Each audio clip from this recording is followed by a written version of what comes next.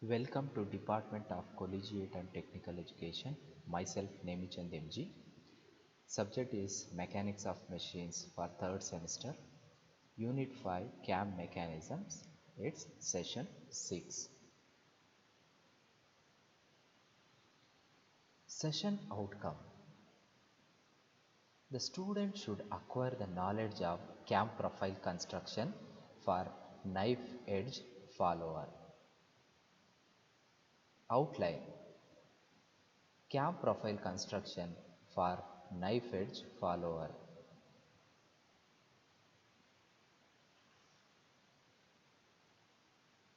First question.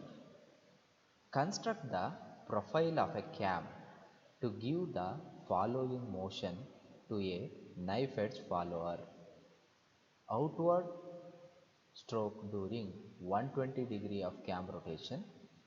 Dwell for the next 60 degree of cam rotation. Return stroke during next 120 degree of cam rotation. The stroke of the follower is 60 mm and the minimum radius of the cam is 50 mm. The follower moves with simple harmonic motion. Draw the profile of the cam when the line of stroke of the follower passes through the axis of the camshaft. So this is the first question. This is the data they given. Theta naught outstroke is equal to 120 degree. Theta OD is equal to 12 is equal to 60 degree. Theta R return stroke is equal to 120 degree.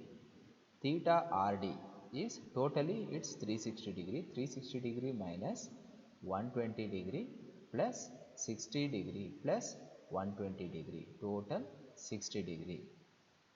Outstroke 12, return stroke 12. SRH means it is a stroke or lift is equal to 6 centimeter. It's given in the question. 6 centimeter or 60 millimeter. Scale. So what is the necessary of scale means scale ಏನಕ್ಕೆ ಬೇಕು ಅಂದರೆ 360 ಡಿಗ್ರಿನ 36 centimetre drawing ಶೀಟಲ್ಲಿ ತೊಗೊಳ್ಳೋದು ತುಂಬ lengthy ಆಗುತ್ತೆ. So that's why it's better to take a scale. 1 centimeter 20 degree is equal to 1 centimeter ಅಂತ consider ಮಾಡಿ an x axis of cam rotation. Y axis ಅಲ್ಲಿ 1 centimeter is equal to 1 centimeter on y axis of the lift or stroke of the follower. So therefore outstroke ಏನಾಗುತ್ತೆ 120 degree ಇರೋದೇನಾಗುತ್ತೆ 120 degree divided by 20 is equal to 6 centimeter ಆಗುತ್ತೆ 60 millimeter. Next theta OD is equal to 60 degree is equal to 60 degree divided by 20 degree ಏನಾಗುತ್ತೆ 3 centimeter 30 millimeter. Theta R return 120 degree is equal to 120 divided by 20 is equal to 6 centimeter is equal to 60 millimeter. Next dwell final dwell ಇದೇನು theta RD ಇದೆಯಲ್ಲ 60 degree is equal to 60 by 20 is equal to 3 centimeter is equal to 30 millimeter. So this will be the scaling. Next take a scale of 210 millimeter. So 210 millimeter ಗೆ scale ತಗೊಳ್ಳಿ ಅಂದರೆ 21 centimeter scale ತಗೊಳ್ಳಿ. 15 centimeter scale is important, in remaining is 12, so that is neglected, that's not important. So take a scale of 21 centimeter. So vertical ಆಗಿ ಎಷ್ಟು ತಗೋಬೇಕು ಅಂದರೆ 6 centimetre. Take Y axis 6 centimetre 60 millimeter. So horizontal line is 210 millimeter 21 centimeter and join the last points.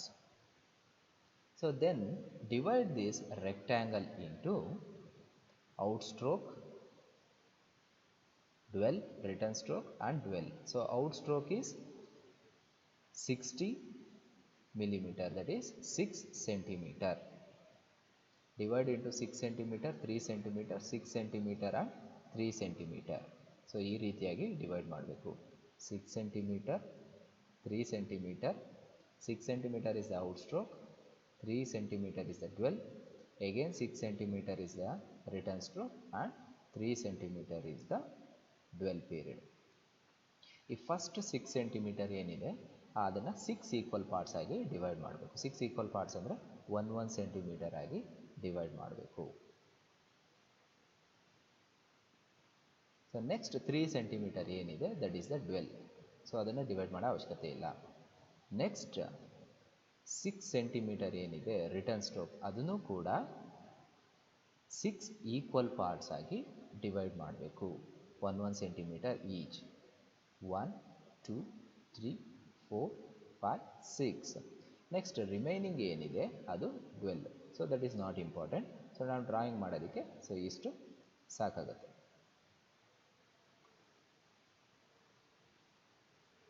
Draw A centre Axis. ಒಂದು centre ಆಕ್ಸಿಸ್ನ draw ಮಾಡಿ ಒಂದು ಈ ಪಾಯಿಂಟಿಂದ semi ಸರ್ಕಲ್ನು ಕೂಡ draw ಮಾಡಬೇಕು. ಒಂದು ಸೆಂಟರ್ ಆಕ್ಸಿಸ್ನ ಡ್ರಾ ಮಾಡಿ ಎಷ್ಟು ಅಂದರೆ 3 ಸೆಂಟಿಮೀಟರ್ ಇರಬೇಕದು from top and also from the bottom. So ಈ ಸೆಂಟರ್ ಪೊಸಿಷನಿಂದ ಒಂದು ಸೆಮಿ ಸರ್ಕಲ್ನ ಡ್ರಾ ಮಾಡಿ. ಈ ಸೆಮಿ ಸರ್ಕಲ್ ಎಷ್ಟಿರುತ್ತೆ 180 ಡಿಗ್ರಿ ಇರುತ್ತೆ. ಈ 180 ಡಿಗ್ರಿನ 6 ಈಕ್ವಲ್ ಪಾರ್ಟ್ಸ್ ಆಗಿ ಡಿವೈಡ್ ಮಾಡಬೇಕು. 6 ಈಕ್ವಲ್ ಪಾರ್ಟ್ಸ್ ಆಗಿ ಡಿವೈಡ್ ಮಾಡಬೇಕು ಅಂದರೆ 30 degree each. So divide into 6 equal parts.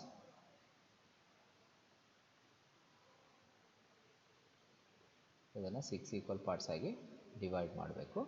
So next ಆ ಸೆಮಿ ಸರ್ಕಲ್ ಸೆಂಟ್ರ್ ಪೊಸಿಷನ್ ಇರುತ್ತಲ್ಲ ಆ ಪೊಸಿಷನ್ನಿಂದ ಪ್ರತಿಯೊಂದು ಪಾಯಿಂಟ್ಗೂ ಒಂದೊಂದು ಲೈನ್ನ ಡ್ರಾ ಮಾಡಬೇಕು. Draw the line passing through the point of the semi circle to the marked points. ಈ ರೀತಿ ಪಾಯಿಂಟ್ಸ್ ಮಾಡಬೇಕು. ಈ ರೀತಿ ಪಾಯಿಂಟ್ಸ್ಗೆ ಲೈನ್ನ ಜಾಯಿನ್ ಮಾಡಬೇಕು. ನೆಕ್ಸ್ಟು ಈ ಆರಿಜಾಂಟಲ್ ಲೈನ್ ಏನಿದೆ ಅದನ್ನು ನೇಮಿಂಗ್ ಮಾಡಬೇಕು. 0, 1, 2, 3, 4, 5, 6 ಈ ರೀತಿಯಾಗಿ ನೇಮಿಂಗ್ ಮಾಡಬೇಕು. ನೆಕ್ಸ್ಟ್ ಈ ಸೆಮಿ ಸರ್ಕಲ್ಲು ಕೂಡ 0, 1, 2, 3, 4, 5, 6 ಅಂತ ನೇಮಿಂಗ್ ಮಾಡಬೇಕು. ನೆಕ್ಸ್ಟ್ ಏನು ಮಾಡಬೇಕು, ಈ ಸೆಮಿ ಸರ್ಕಲ್ 1 ಇದೆಯಲ್ಲ ಈ 1ಇಂದ ಒಂದು ಆರಿಜಾಂಟಲ್ ಲೈನ್ನ ಡ್ರಾ ಮಾಡಬೇಕು. ಎಲ್ಲಿವರೆಗೂ ಡ್ರಾ ಮಾಡಬೇಕು ಅಂದರೆ it should intersect at the vertical line 1. Semi circle 1ಇಂದ ಈ ವರ್ಟಿಕಲ್ ಲೈನ್ 1ವರೆಗೂ ಡ್ರಾ ಮಾಡಬೇಕು. 2ಇಂದ ವರ್ಟಿಕಲ್ ಲೈನ್ 2ವರೆಗೂ ಡ್ರಾ ಮಾಡಬೇಕು. 3ಇಂದ ಸಿಮಿಲರ್ಲಿ 3ಇಂದ 3. ನೆಕ್ಸ್ಟು 4ಇಂದ 4ಗೆ, 5ಇಂದ 5ಗೆ, 6ಇಂದ 6ಗೆ. ಸೊ ಈ ರೀತಿಯಾಗಿ ನಾವು ಜಾಯಿನ್ ಮಾಡಬೇಕು. ಸೊ ಜಾಯಿನ್ ಮಾಡಾದಮೇಲೆ ಸೊ ಅದಕ್ಕೆ ಪಾಯಿಂಟಿಂಗ್ ಕೊಡಬೇಕು. 1 to 1 ಒಂದು point, 2 to 2, 3 to 3, 4 to 4, 5 to 5, 6 to 6 ಈ ರೀತಿ ಪಾಯಿಂಟ್ಸ್ನ ಹಾಕಬೇಕಾಗುತ್ತೆ ಸೊ ಪರ್ಟಿಕ್ಯುಲರ್ ಇಂಟರ್ಸೆಕ್ಷನ್ ಪೊಸಿಷನ್ಗೆ. ಸೊ ಅದಾದಮೇಲೆ ಏನು ಮಾಡಬೇಕು, ಸೊ ಈ ಕಡೆ ರಿಟರ್ನ್ ಸ್ಟ್ರೋಕ್ ಇರುತ್ತಲ್ಲ ಸೊ ರಿಟರ್ನ್ ಸ್ಟ್ರೋಕಿಗೆ ನೇಮಿಂಗ್ ಮಾಡಬೇಕು. 6, 7, 8, 9, 10, 11, 12 ಈ ರೀತಿಯಾಗಿ ನೇಮಿಂಗ್ ಮಾಡಿ. ಸೊ ನೇಮಿಂಗ್ ಮಾಡಾದಮೇಲೆ ಈ ಸೆಮಿ ಸರ್ಕಲ್ 1ಇಂದ ಏನು ಮಾಡಬೇಕು, ಈ 11ಗೆ ಇಂಟರ್ಸೆಕ್ಟ್ ಆಗುತ್ತಲ್ಲ ವರ್ಟಿಕಲ್ ಲೈನ್ 11ಗೆ ಇಂಟರ್ಸೆಕ್ಟ್ ಆಗುತ್ತಲ್ಲ ಅಲ್ಲಿಗೆ ಒಂದು ಪಾಯಿಂಟ್ ಇಡಬೇಕು. ಸ್ಕೇಲ್ ತೊಗೊಂಡು ಆ ಸ್ಟ್ರೈಟ್ ಲೈನ್ ಎಲ್ಲಿಗೆ ಬರುತ್ತೋ ಅಲ್ಲಿಗೆ ಯಾವ ಪಾಯಿಂಟಿಗೆ ಇಂಟರ್ಸೆಕ್ಟ್ ಆಗುತ್ತೋ ಆ ಪಾಯಿಂಟ್ಗೆ ಏನು ಮಾಡಬೇಕು, ಪಾಯಿಂಟ್ ಇಡಬೇಕಾಗುತ್ತೆ. ಸೊ ಅದಕ್ಕಿಂತ ಮುಂಚೆ ಏನು ಮಾಡಬೇಕು, ಈ ಔಟ್ವರ್ಡ್ ಸ್ಟ್ರೋಕ್ ಇರುತ್ತಲ್ಲ ಔಟ್ವರ್ಡ್ ಸ್ಟ್ರೋಕ್ ಪಾಯಿಂಟ್ಸ್ ಎಲ್ಲೆಲ್ಲಿರುತ್ತೆ ಅದಕ್ಕೆ ಒಂದು ಕರ್ವ್ ಈ ರೀತಿಯಾಗಿ ಜಾಯಿನ್ ಮಾಡಬೇಕು. ಸೊ ಇದನ್ನು ಲಾಸ್ಟ್ಗೂ ಕೂಡ ಮಾಡ್ಬೋದು, ಸೊ ಮುಂಚೆನೂ ಕೂಡ ಮಾಡ್ಬೋದು.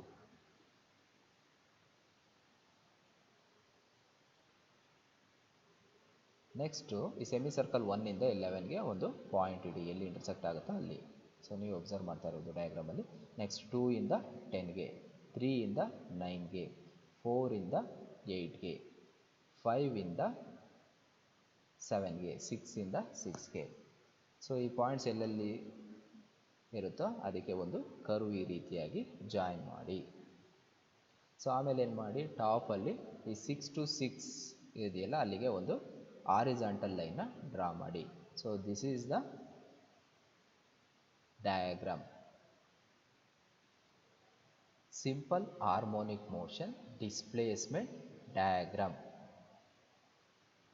For drawing cam profile, so take a protractor and compass, take a radius of 50 mm and draw a circle.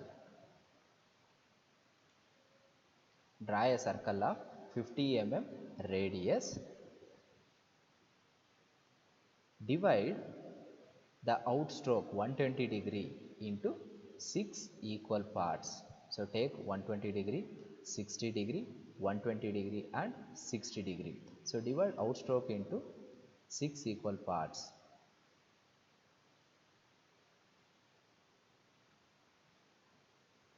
Then dwell is 60 degree.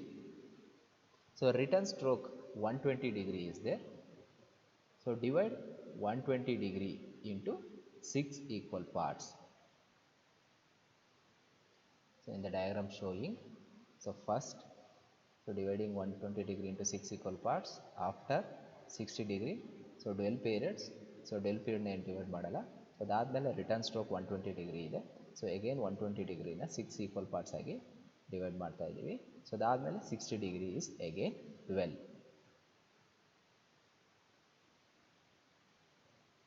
Then place a knife edge follower at the center position of the circle. So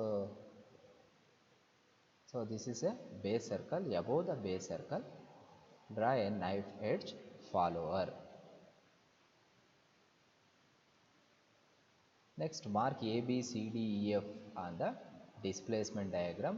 F, G, H, I, J, K, L on the displacement diagram. For taking the length na ತಗೊಳ್ಳೋದಕ್ಕೆ length ನ ತಗೊಂಡು ಈ base profile ಮೇಲೆ draw ಮಾಡೋದಕ್ಕೆ easy ಆಗುತ್ತೆ. So that's why A B C D E F ಅಂತ naming ಮಾಡಿ, F G H I J K L ಅಂತ ನೇಮಿಂಗ್ ಮಾಡಿ.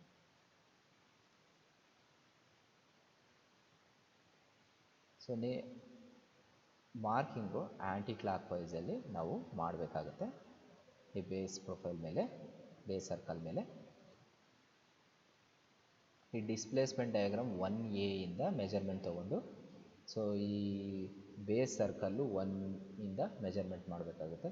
2B ಇಂದ ಮೆಜರ್ಮೆಂಟ್ ತೊಗೊಂಡು 2 ಇಂದ, 3 ಇಂದ ಮೆಜರ್ಮೆಂಟ್ ತೊಗೊಂಡು 3 ಇಂದ, ಸೊ ಇಲ್ಲಿಂದ ಪಾಯಿಂಟ್ಸ್ನ ನಾವು ಪ್ಲೇಸ್ ಮಾಡಬೇಕು. Take A scale and measure in the displacement diagram 1 ಇಂದ A ವರೆಗೂ ಮೆಜರ್ ಮಾಡಿ.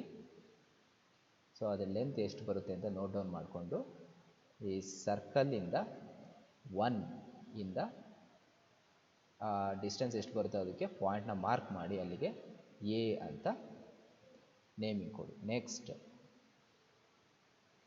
2B ಎಷ್ಟು ಡಿಸ್ಟೆನ್ಸ್ ಬರುತ್ತೋ ಆ ಡಿಸ್ಟೆನ್ಸ್ನ ತೊಗೊಂಡು, ಡಿಸ್ಟೆನ್ಸ್ನ ಸ್ಕೇಲ್ ತೊಗೊಂಡು ಮೆಜರ್ ಮಾಡಿ ಅಥವಾ ಕಾಂಪಾಸ್ ತೊಗೊಂಡು ಮೆಜರ್ ಮಾಡಿ, ಈ ಸರ್ಕಲ್ 2 ಇಂದ ಇದೇನು ಡಿವೈಡ್ ಮಾಡಿರ್ತೀವಿ ಅಲ್ಲಿಗೆ ಕಟ್ ಮಾಡ್ಬೋದು ಅಥವಾ ಪಾಯಿಂಟ್ ಕೂಡ ಇಡ್ಬೋದು. ಸೊ ಈ ರೀತಿಯಾಗಿ 3 ಇಂದ ಸಿಗೆ ಎಷ್ಟು ಡಿಸ್ಟೆನ್ಸ್ ಬರುತ್ತೋ ಅದನ್ನು ಮೆಜರ್ ಮಾಡಿ, ಆ ಡಿಸ್ಟೆನ್ಸ್ನ ಸರ್ಕಲ್ಲಿಂದ 3 ಇಂದ ಮೆಜರ್ ಮಾಡಿ ಸಿಗೆ ಪಾಯಿಂಟ್ನ ಇಡಿ. Next similarly 4 to D, 5 to E, 6 to F.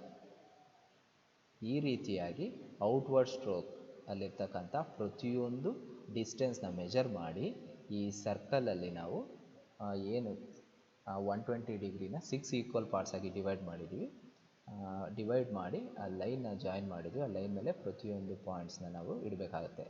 ಏನು ಲೆಂತ್ ಬರುತ್ತೋ ಆ ಲೆಂತ್ನ ಅನುಗುಣವಾಗಿ. So according to the length mark a point on the base circle.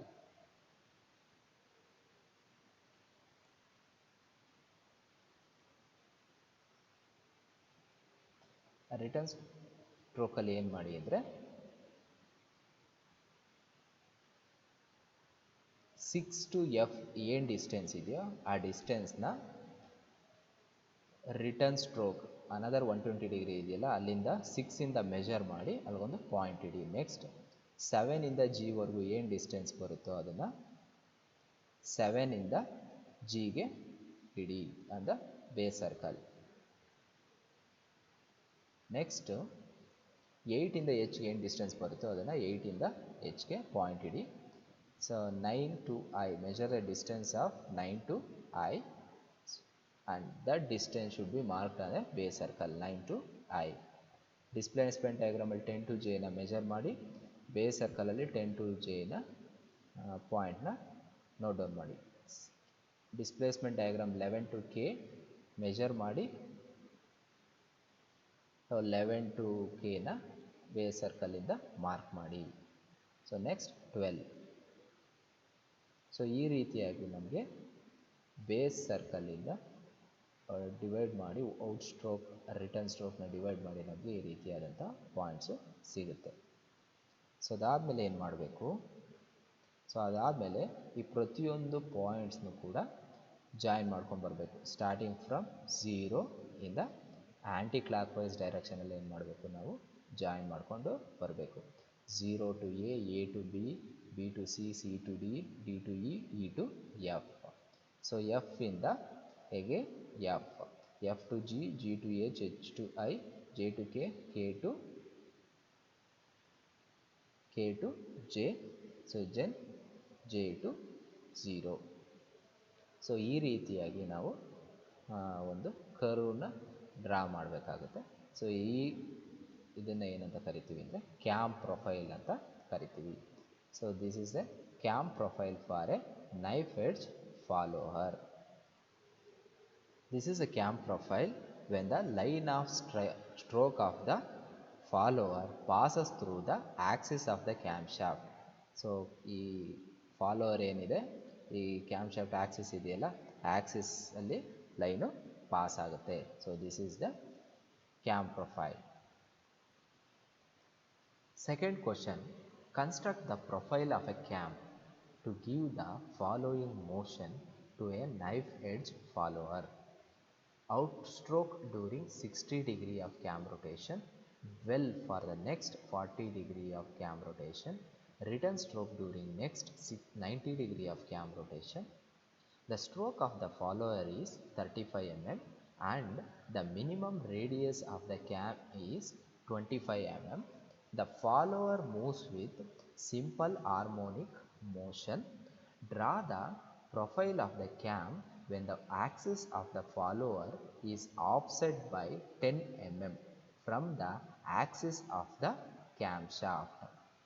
So in this problem, offset is given by 10 mm. Knife edge follower offset is 10 mm. This is the data given. Maximum follower displacement, stroke or lift, H is equal to 35 mm. Speed of the cam is 150 rpm. Cam with minimum radius 25 mm. 25 mm is the radius. Next, offset is 10 mm. Outstroke is 60 degree. Dwell is 40 degree. First dwell is 40 degree. Return stroke is 90 degree. Second dwell is 170 degree. So here scaling is not required because 6 plus 4 plus 9 is 19 centimeter plus remaining thing is 12. So 19 centimeter it's easily drawn on a drawing sheet. Displacement diagram. So draw a horizontal line of 6 centimeter and a vertical line of 35 centimeter. So draw a rectangle of 6 centimeter and 3.5 centimeter. First I am drawing the outward stroke. H is 3.5 centimeter. Divide the horizontal line into 6 equal parts, 1 centimeter each. ಈ ರೀತಿ 6 equal parts ಆಗಿ divide ಮಾಡಿ 1 centimetre each. Next draw a semi ಸರ್ಕಲ್ನ draw ಮಾಡಿ centre ಪೊಸಿಷನಿಂದ. So ಈ semi ಸರ್ಕಲ್ನ 6 equal parts ಹಾಕಿ ಡಿವೈಡ್ ಮಾಡಿ 30 ಡಿಗ್ರಿ ಈಚ್. ಡಿವೈಡ್ ಮಾಡಿಬಿಟ್ಟು ಏನು ಮಾಡಿ ಪ್ರತಿಯೊಂದು ಪಾಯಿಂಟಿಂದ ಈ centre position of the semi ಸರ್ಕಲ್ಗೆ ಜಾಯಿನ್ ಮಾಡಿ. ನೆಕ್ಸ್ಟ್ ಜಾಯಿನ್ ಮಾಡಾದಮೇಲೆ ನೇಮಿಂಗ್ ಮಾಡಿ 0 1 2 3 4 5 6 ಈ ರೀತಿಯಾಗಿ ನೇಮಿಂಗ್ ಮಾಡಿ. ಸೊ ಆದಮೇಲೆ 1 ಇಂದ ಹಾರಿಜಾಂಟಲ್ ಲೈನ್ನ ಡ್ರಾ ಮಾಡಿ, 2 ಇಂದ ಹಾರಿಜಾಂಟಲ್ ಲೈನ್ ಡ್ರಾ ಮಾಡಿ, 3 ಇಂದ ಹಾರಿಜಾಂಟಲ್ ಲೈನ್ ಡ್ರಾ ಮಾಡಿ, 4 ಇಂದ ಹಾರಿಜಾಂಟಲ್ ಲೈನ್, 5 ಇಂದ ಹಾರಿಜಾಂಟಲ್ ಲೈನ್, 6 ಇಂದ ಹಾರಿಜಾಂಟಲ್ ಲೈನ್ನ ಡ್ರಾ ಮಾಡಿ. ಸೊ ಡ್ರಾ ಆದಮೇಲೆ ನೆಕ್ಸ್ಟು ಈ ಸೆಮಿ ಸರ್ಕಲಲ್ಲಿ 1 ಅಂತ ನಂಬರ್ ನೇಮಿಂಗ್ ಮಾಡಿದ್ವಲ್ಲ, ಅಲ್ಲಿಂದ ಈ ಹಾರಿಜಾಂಟಲ್ ಲೈನ್ 1 ಇದೆಯಲ್ಲ, ಎಲ್ಲಿ ಇಂಟರ್ಸೆಕ್ಟ್ ಆಗುತ್ತೋ ಅಲ್ಲಿಗೆ ಒಂದು ಪಾಯಿಂಟ್ ಇಡಿ. So mark A point 0 dash 1 dash, next 2 ಇಂದ 2ಗೆ 2 ಡ್ಯಾಶ್, 3 ಇಂದ 3ಗೆ 3 ಡ್ಯಾಶ್, 4 ಇಂದ 4 ಡ್ಯಾಶ್, 5 ಇಂದ 5 ಡ್ಯಾಶ್, 6 ಇಂದ 6 ಡ್ಯಾಶ್. ಸೊ ಈ ರೀತಿ ಮಾರ್ಕ್ ಆದಮೇಲೆ ಸೊ ಒಂದು ಈ ಪಾಯಿಂಟ್ಸ್ ಮುಖಾಂತರ ಒಂದು ಕರ್ವ್ನ ಡ್ರಾ ಮಾಡಿ. So this is the out stroke. So next 40 degree, that is 4 centimetre is a dwell. 4 centimetre is dwell, first dwell. So ಆ ಡ್ವೆಲ್ಗೆ ಹಿಂಗೆ ಹಾರಿಜಾಂಟಲ್ ಲೈನ್ನ ಡ್ರಾ ಮಾಡಿ. So next afterwards so there is a return stroke of 90 degree, ಅಂದರೆ 9 ಸೆಂಟಿಮೀಟರ್ನ horizontal 9 centimetre, vertical is 3.5 centimetre ಈ ರೀತಿ draw ಮಾಡಿ. ಸೊ ಇದನ್ನು ಕೂಡ 6 ಈಕ್ವಲ್ ಪಾರ್ಟ್ಸ್ ಆಗಿ ಡಿವೈಡ್ ಮಾಡಿ. 6 ಈಕ್ವಲ್ ಪಾರ್ಟ್ಸ್ ಅಂದರೆ 15 to 15, 1 ಸೆಂಟಿಮೀಟರ್, 1.5 1.5 ಸೆಂಟಿಮೀಟರ್ನ ಡ್ರಾ ಮಾಡಿ. ಸೊ ನೆಕ್ಸ್ಟ್ ಈ ಹಾರಿಜಾಂಟಲ್ ಲೈನ್ನ ಡ್ರಾ ಮಾಡಿದಿರಲ್ಲ, ಸೊ ಅದೇ ರೀತಿ ಈ ಹಾರಿಜಾಂಟಲ್ ಲೈನ್ನ ಎಕ್ಸ್ಟೆಂಡ್ ಮಾಡಿ. So like this extend the horizontal line. So and mark A point as 6 dash 5 dash. So ಈ 5 ಸೆಮಿ ಸರ್ಕಲ್ ಪಾಯಿಂಟಿಂದ ನೆಕ್ಸ್ಟ್ ಈ ರಿಟರ್ನ್ ಸ್ಟ್ರೋಕು ಸೊ ಎಲ್ಲಿ ಇಂಟರ್ಸೆಕ್ಟ್ ಆಗುತ್ತೆ, ವರ್ಟಿಕಲ್ ಲೈನ್ 5 ಎಲ್ಲಿ ಇಂಟರ್ಸೆಕ್ಟ್ ಆಗುತ್ತೆ, ಸೆಮಿ ಸರ್ಕಲ್ 5 ಮತ್ತು ಈ ರಿಟರ್ನ್ ಸ್ಟ್ರೋಕ್ 5 ಎಲ್ಲಿ ಇಂಟರ್ಸೆಕ್ಟ್ ಆಗುತ್ತೆ ಅದನ್ನು 5 dash, semi circle point 4 horizontal line, next return stroke 4 which both these two lines the meeting point is called as 4 dash, next 3 dash, 2 dash, 1 dash, 0 dash respectively. So ಈ ರೀತಿಯಾಗಿ ಪಾಯಿಂಟ್ನ indicate ಮಾಡಿ. So ಆಮೇಲೆ ಏನು ಮಾಡಬೇಕು, ಒಂದು ಕರ್ವ್ನ ಡ್ರಾ ಮಾಡಬೇಕು. So this is the displacement diagram, simple harmonic motion. Then for drawing a cam profile draw ಮಾಡೋದಕ್ಕೆ so they given minimum radius RC is equal to 25 millimetre, 25 ಮಿಲಿಮೀಟರ್ನ ಕೊಟ್ಟಿದ್ದಾರೆ. ಸೊ ಅಷ್ಟು ರೇಡಿಯಸ್ನ ತಗೊಂಡು ಒಂದು ಬೇಸ್ ಸರ್ಕಲ್ನ ಡ್ರಾ ಮಾಡಿ. ಸೊ ಡಯಾಮೀಟರ್ ಎಷ್ಟಿರಬೇಕು, 50 mm ಇರಬೇಕು, ರೇಡಿಯಸ್ ಎಷ್ಟಿರಬೇಕು, 25 mm ಇರಬೇಕು. ಸೊ ಅದಾದಮೇಲೆ ಆಫ್ಸೆಟ್ ಕೊಟ್ಟಿದ್ದಾರೆ. ಆಫ್ಸೆಟ್ ಎಷ್ಟು ಕೊಟ್ಟಿದ್ದಾರೆ, 10 mm ಕೊಟ್ಟಿದ್ದಾರೆ. 10 mm ಒಂದೇ ಸ್ಮಾಲ್ ಸರ್ಕಲ್ನ ಡ್ರಾ ಮಾಡಿ ಫಾರ್ ಡ್ರಾಯಿಂಗ್ ದ ಆಫ್ಸೆಟ್ನ ಡ್ರಾ ಮಾಡೋದಕ್ಕೆ 10 mm ಡ್ರಾ ಮಾಡಿ. ಸೊ ಅದಾದಮೇಲೆ ಸೊ ಅಲ್ಲಿಂದ ಒಂದು ಆಕ್ಸಿಸ್ ಲೈನ್ನ ತಗೊಳ್ಳಿ. ಆಕ್ಸಿಸ್ ಲೈನ್ನ ತೊಗೊಂಡು ಅಲ್ಲಿ ನೈಫ್ ಎಡ್ಜ್ ಫಾಲೋವರ್ನ ಪ್ಲೇಸ್ ಮಾಡಿ.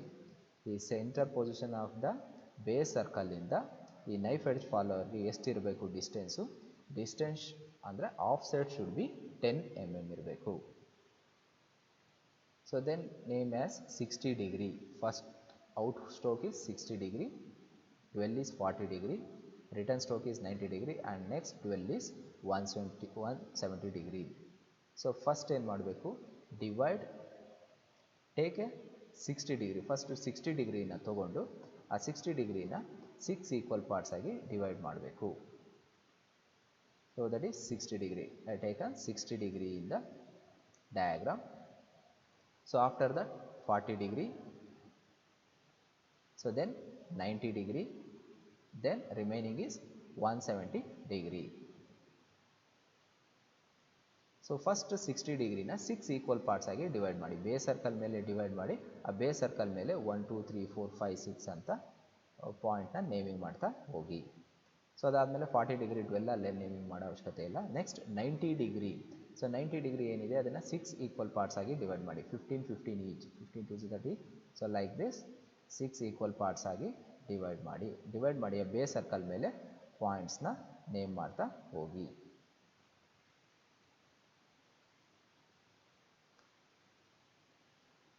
ಫಸ್ಟ್ 60 ಡಿಗ್ರಿ ಮೇಲೆ 6 ಈಕ್ವಲ್ ಪಾರ್ಟ್ಸ್ ಆಗಿ 1 2 0 1 2 3 4 5 6 ಅಂತ ನೇಮ್ ಮಾಡಿ. ನೆಕ್ಸ್ಟ್ 12 ಇಲ್ಲ, ನೆಕ್ಸ್ಟ್ 90 ಡಿಗ್ರಿ ಇದೆಯಲ್ಲ 6 5 4 3 2 1 0 ಅಂತ ನೇಮ್ ಮಾಡ್ತಾ ಹೋಗಿ. ಸೊ ಅದಾದಮೇಲೆ ಏನು ಮಾಡಬೇಕು, ಟ್ಯಾಂಜೆಂಟ್ನ ಡ್ರಾ ಮಾಡಬೇಕು. ಸೊ ಈ ನೈಫ್ ಎಡ್ಜ್ ಆಫ್ಸೆಟ್ ಇದೆಯಲ್ಲ ಆ ಪಾಯಿಂಟಿಂದ ಏನು ಮಾಡಬೇಕು, ಈ 1 ಅಂತ ಇಂಡಿಕೇಟ್ ಮಾಡಿದ್ದೀವಲ್ಲ, ಸೊ ಅಲ್ಲಿಗೆ ಈ ರೀತಿಯಾಗಿ ಟ್ಯಾಂಜೆಂಟ್ಸ್ನ ಡ್ರಾ ಮಾಡ್ತಾ ಹೋಗಬೇಕು. 1 2 3 4 5 6. ಸೊ ಅದಾದಮೇಲೆ ರಿಟರ್ನ್ ಸ್ಟ್ರೋಕಲ್ಲೂ ಕೂಡ ಅದೇ ರೀತಿಯಾಗಿ ಟ್ಯಾಂಜೆಂಟ್ಸ್ನ ಡ್ರಾ ಮಾಡ್ತಾ ಹೋಗಬೇಕು. ಈ ರೀತಿಯಾಗಿ 6 5 4 3 2 1 ಅಂತ ಈ ರೀತಿ ಟ್ಯಾಂಜೆಂಟ್ಸ್ನ ಡ್ರಾ ಮಾಡಬೇಕು. Draw tangents like this. So then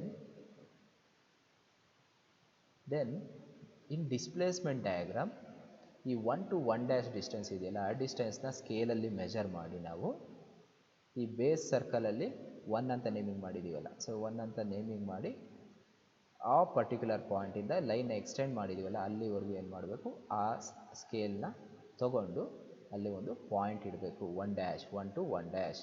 again ಡಿಸ್ಪ್ಲೇಸ್ಮೆಂಟಲ್ಲಿ 2 to 2' ಅಂತ ಏನು ಮೆಜರ್ ಮಾಡಿದ್ವಿ ಅದನ್ನು ಇಲ್ಲಿ ತೊಗೊಂಡು 2 to 2'.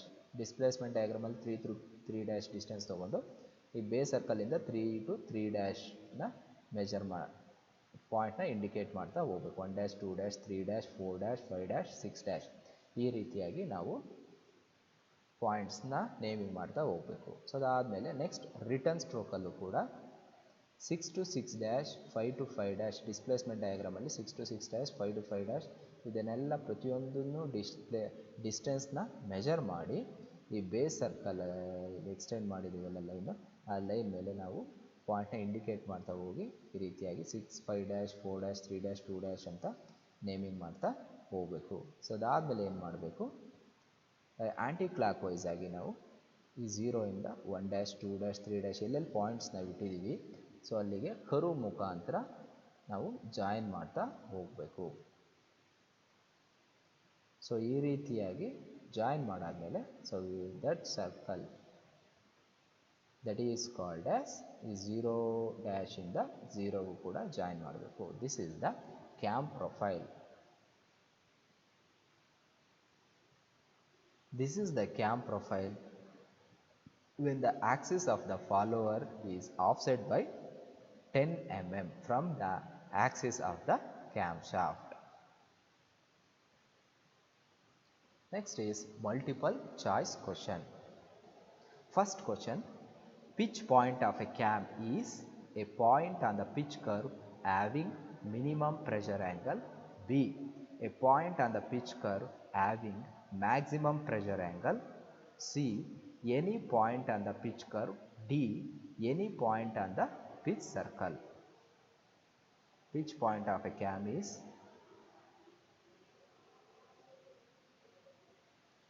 the correct answer is B, a point on the pitch curve having maximum pressure angle. Second question, the size of a cam depends upon base circle, B, prime circle, C, pitch circle, D, base curve. Size of a cam depends upon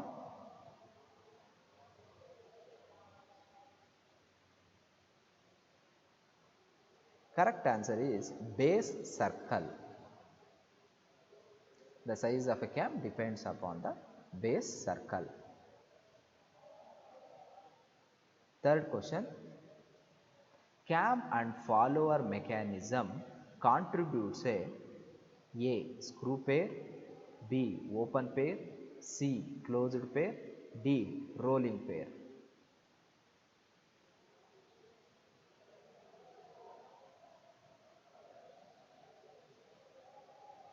Correct answer is B open pair. Cam and follower mechanism contribute a open pair.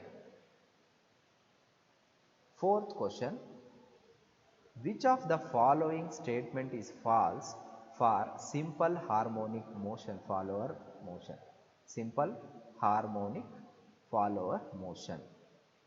SHM can be used only for moderate speed purpose. B. The acceleration is 0 at the beginning and the end of each stroke. C. The jerk is maximum at the mid of each stroke. D. Velocity of follower is maximum at the mid of each stroke.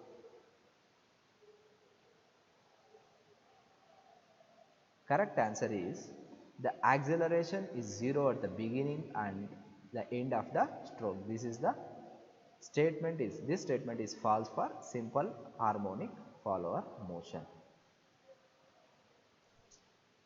Fifth question, cam angle is defined as the angle A of rotation of the cam for a definite displacement of the follower B through which the cam rotates during the period in which the follower remains in the highest position.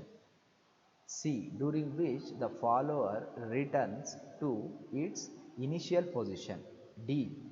Moved by the cam from the instant the follower begins to rise till it reaches its highest position. Correct answer is A. Cam angle is defined as the angle of rotation of the cam for a definite displacement of the follower.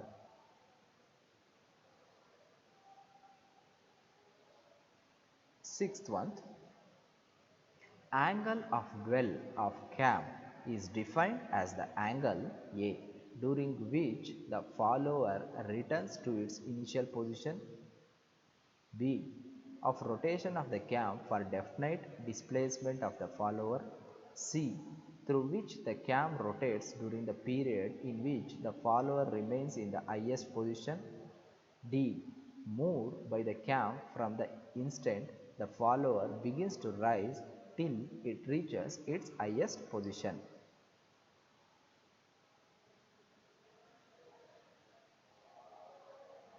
Correct answer is C.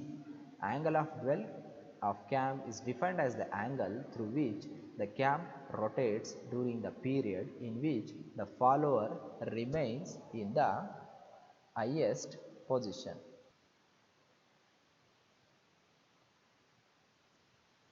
Next question, seventh one, cylinder cam can be classified as A. Reciprocating, B. Circular, C. Tangent, D. None of this. Correct answer is A. Reciprocating. Next question, during the dwell period of the cam, the follower is A. Move straight, B. Move uniform speed, C. Remain at rest, D. None of this.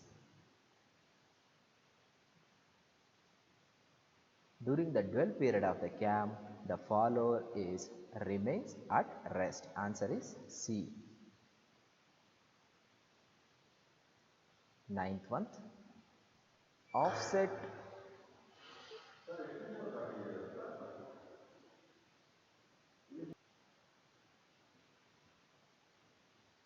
offset is provided to cam follower mechanism to A.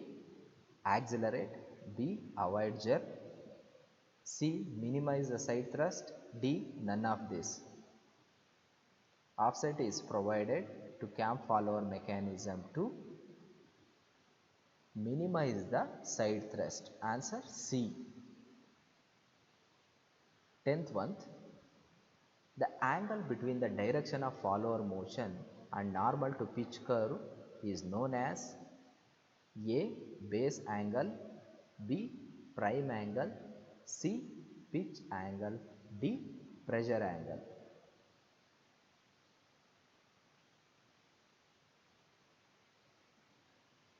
Correct answer is D. Pressure angle. Our team members,